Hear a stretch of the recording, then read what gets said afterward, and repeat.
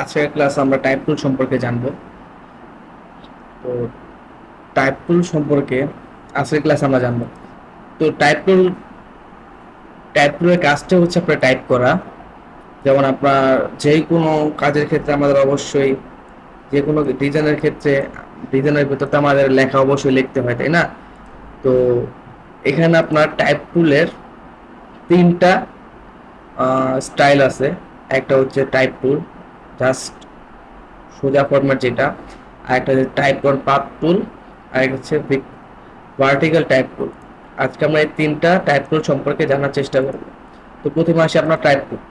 Type টুলের কাজ হচ্ছে আপনার টাইপ করা। নর্মাল যে টাইপ টুলটা সেটার কাজ হচ্ছে আপনার নর্মাল যে টাইপ করা। যেমন এখানে আমি আহ, আমার নাম লিখে দেই,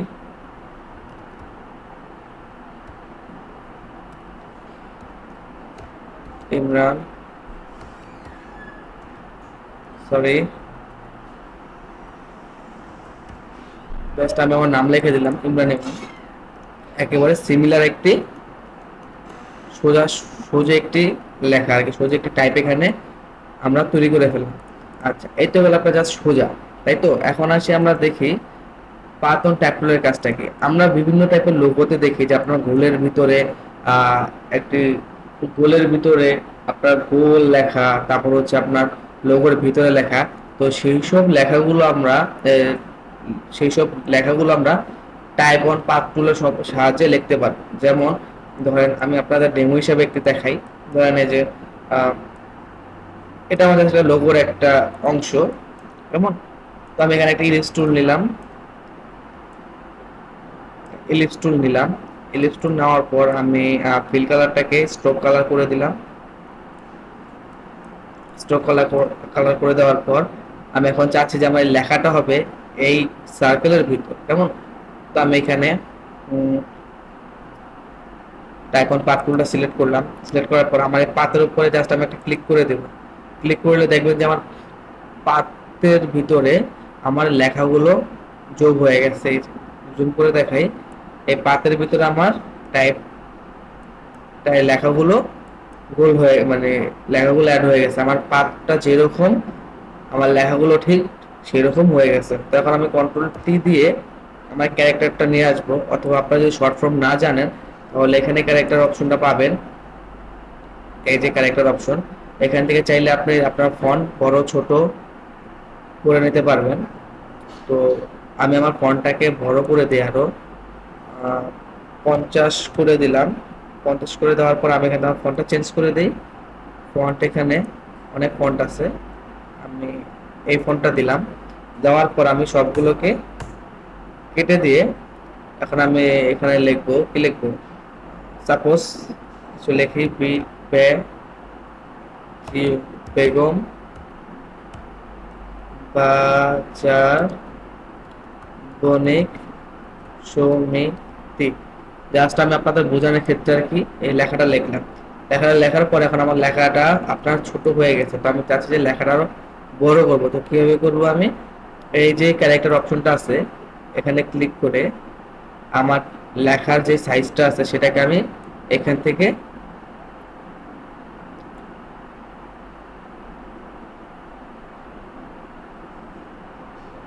বড় করে দিচ্ছি। এভাবে করলে বেশ অনেক সময় লাগবে। আমি ডিরেক্টলি 200 ফন্ট সাইজ দিয়ে দিলাম। 200 ফন্ট একটু বেশি বড় হয়ে গেল, আমি 150 করে দিলাম। 50 করে দেওয়ার পর আমার লেখাটা আমার কাছে ভালো লাগছে না, তবে আমার ফন্টটা আবার চেঞ্জ করে দিই।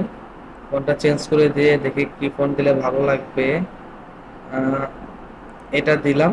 দেওয়ার পর এটাকে আমি একটু বোল্ড করে দিই, কেমন, বোল্ড করে দিলাম। বোল্ড করে দেওয়ার পর আমি এটাকে একটু ঘুরিয়ে দিই। হ্যাঁ, তো এই গেল, এতটুকু গেল। তো আপনারা আরো অনেক লোগোর ভিতরে দেখবেন যে আপনার এই পাশেও কিছু একটা কি থাকে, লেখা থাকে, তাই তো। তো আমি এটাকে আরেকটু ছোট করে দিয়ে আরেকটা ইলিপস টুল নিলাম। ইলিপস টুল নিয়ে একটু 5 বরাবর নিয়ে আসলাম, নিয়ে আসার পর সেম প্রসেস এখানেও করলাম, করার পর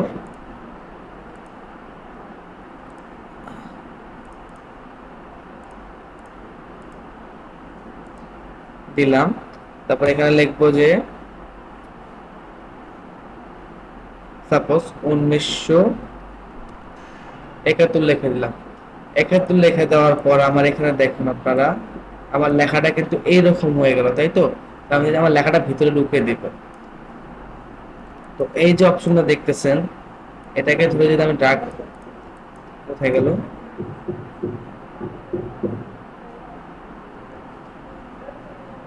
যদি আমি ভিতরে চাপ দিয়ে দেই, তাহলে দেখেন যে আমার লেখাটা আপনার সোজা হয়ে গেল, তাই না? কিভাবে করলাম এটা? এই যে অপশনটা আমরা এটাকে সিলেক্ট করার পর এই যে একটা লাইনের মধ্যে একটা অপশন দেখতেছি, সেটাকে ধরে জাস্ট আমি ভিতরে এইভাবে ক্লিক করে দেব, জাস্ট মুভ করে দেব, তাহলে আমার কি হয়ে গেল, এখানে আমার লেখাটা আর কি ভিতরে চলে গেল। তো ছোট করে দিয়ে আমি এই পাশে দিয়ে দিই, দেওয়ার পর আমি জাস্ট আমার ইয়া অনুযায়ী একটু লেখাটা বড় করে দিই, জাস্ট আর কিছু হয়ে গেল। এখন আমি এখানে এটার কালার চেঞ্জ করতে চাচ্ছি, তো কালারটা কিভাবে চেঞ্জ করবো, আমি এটাকে সিলেক্ট করে কালার অপশনে গিয়ে এখানে আমি লাল কালার করে দিলাম, আর এটাকে করবো আমি নীল কালার, এই নীল কালার করে দিলাম। করে দেওয়ার পর আমি জাস্ট একটা বৃত্ত নিলাম, ইলিপস নিলাম, ইলিপসটা নিয়ে ইলিপসের কালারটা আমি সাদা করে দিলাম, কারণ আমরা জানি যে সবুজ কালার আর হচ্ছে আপনার ব্লু কালারের ক্ষেত্রে লাল কালারটা সাদা কালারটা বেস্ট, কারণ সাদার ভিতরে আপনার লাল আর ব্লু কালারটা বা নীল কালারটা অনেক সুন্দর দেখা যায়। আমি সার্কেলটাকে আরেকটু ছোট করে দিলাম, হয়ে গেল। তো স্টারটা যে আমি নিলাম, এই স্টারটাকে আমি এই পাশে দিয়ে দিলাম। এই তো আমি জাস্ট আপনাদের কি হলো, পাতন টাইপ করে জাস্ট আপনার সার্কেলটা দেখালাম। এখন ধরেন এখান থেকে আমি একটা পেন টুল নিলাম, পেন টুলটা নিয়ে আমি এরকম একটা শেপ তৈরি করলাম, জাস্ট আপনাদের বোঝানোর জন্য। টাইপ টুলটা নিলাম, এই পাতার উপরে আমি একটা ক্লিক করে দিলাম। তো আপনারা খেয়াল করুন যে আমার এটাকে একটু ছোট করে দিই লেখাগুলো, যেহেতু 50 ফন্ট, শুধু 50 ফন্ট করে দিলাম। তো আমার এখানে খেয়াল করেন যে আমার পাথ, আমার লাইনটা যেভাবে গেছে, আপনার লেখাটাও কিন্তু ঠিক সেরকম গেছে। এখন আমি যদি এখানে যা ইচ্ছা তাই লিখি না কেন, আমার পাথ, আমার আমার লাইনটা যেভাবে গেছে, যে অ্যাঙ্গেলে গেছে বা যেই শেপে গেছে, আমার লেখাটাও কিন্তু ঠিক সেই স্টাইলে যাবে, সেই পাথ অনুযায়ী যাবে। এখন এখানে যদি আপনি চতুর্ভুজও দেন বা আপনার একটা রেক্ট্যাঙ্গেল টুলও যদি দেন, এখানে যদি রেক্ট্যাঙ্গেল টুলও দেন, সেই ক্ষেত্রে আপনার সেম সেম সেম হবে। আপনার লেখা বা আপনার পাথ বা আপনার যে লাইনটা থাকবে, লাইনটা যেই স্টাইলে যাবে, আপনার লেখাগুলো ঠিক সেই স্টাইলে যাবে। এটা হলো আপনার পাথ টুলের কাজ। আর এই টুলের কাজটাই হচ্ছে আপনার সব পাতের উপরে। আচ্ছা, এই গেল আপনার টাইপ 1 পাথ টুলের কাজ। এখন আসি আমরা ভার্টিক্যাল টাইপ টুল। ভার্টিক্যাল টাইপ টুল কাজটা হচ্ছে আপনার উপর থেকে নিচে। যেমন আমাদের টাইপ টুলের কাজ হচ্ছে আপনার পাশাপাশি নর্মাল যে লেখাটা, আর পাথ ভার্টিক্যাল টাইপ টুলের কাজটা হচ্ছে উপর থেকে নিচে। আপনার এই লেখাটা হবে আপনার উপর থেকে নিচ পর্যন্ত যাবে, বোঝা গেল? ওকে, আচ্ছা। তো এখন আসি আমরা আপনার লেখার সাইজ বড় কিভাবে করব, তারপর হচ্ছে আপনার সাইজের বড় মানে আপনার কম বেশি কিভাবে করব। যেমন আমাদের কিছু কিছু ক্ষেত্রে আমরা চাই যে লেখার হাইটটা একটু যেন লেখার হাইটটা যেন একটু বেশি হয় বা একটু কম হয়, এরকম আমরা আমরা কিছু চাই।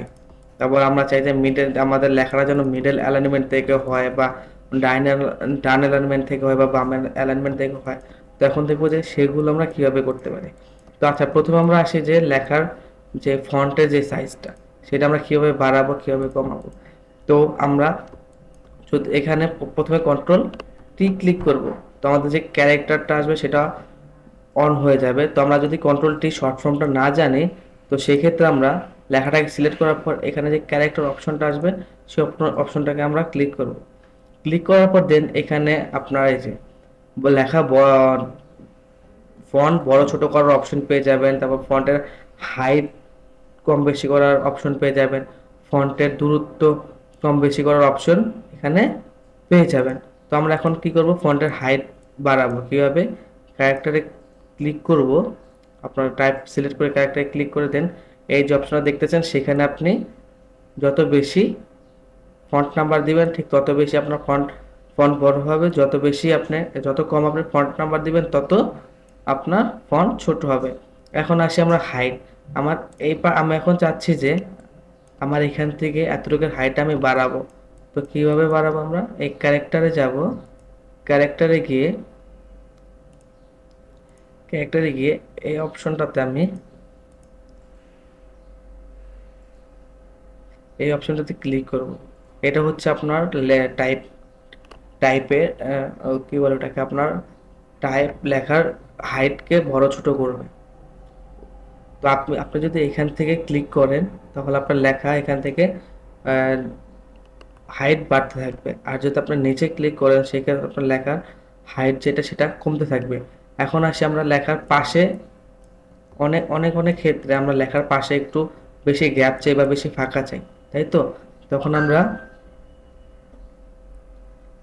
এই যে যে অপশনটা দেখতেছেন সেটাতে আমরা ক্লিক করব।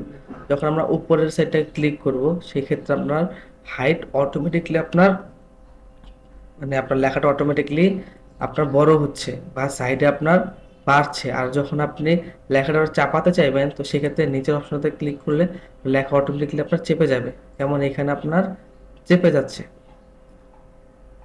ওকে, ফাইন। আশা করি এতটুকু আপনারা বুঝতে পেরেছেন। এখন আসি আমরা আপনার অ্যালাইনমেন্ট, লেখার যে অ্যালাইনমেন্ট, অনেক ক্ষেত্রে আমরা আপনার কি বলে, কেউ লেফট অ্যালাইনমেন্ট নেয়, কেউ রাইট অ্যালাইনমেন্ট নেয় এবং কেউ মিডল অ্যালাইনমেন্ট নিয়ে কাজ করে। তো এখানে আপনার যদি এখানে তো আপনার অটোমেটিকলি আপনার কি বলে লেফট অ্যালাইনমেন্ট আছে। তো আপনারা যদি এখন মিডল অ্যালাইনমেন্ট লেখাটা রাখতে চান সেক্ষেত্রে আপনার এখানে এই যে মিডল অ্যালাইনমেন্টের যে অপশনটা আছে অথবা যে প্যারাগ্রাফ যে অপশনটা আছে সেটা আপনি মিডল অ্যালাইনমেন্ট করে দিতে পারবেন। তাহলে আপনার লেখাগুলো সব এখানে কি হলো, মিডল অ্যালাইনমেন্টে হয়ে গেল। আপনি রাইট অ্যালাইনমেন্টে রাখতে চান তাহলে রাইট অপশনে ক্লিক করবেন, আর এখানে আপনার যখন রাইট অপশনে যাবেন তো এখানে আপনার লেখাই উঠবে যে alignment centre, alignment left, alignment right. বুঝতে পারছেন? আচ্ছা, আশা করি আপনার প্যারাগ্রাফ সম্পর্কেও বুঝতে পারছেন।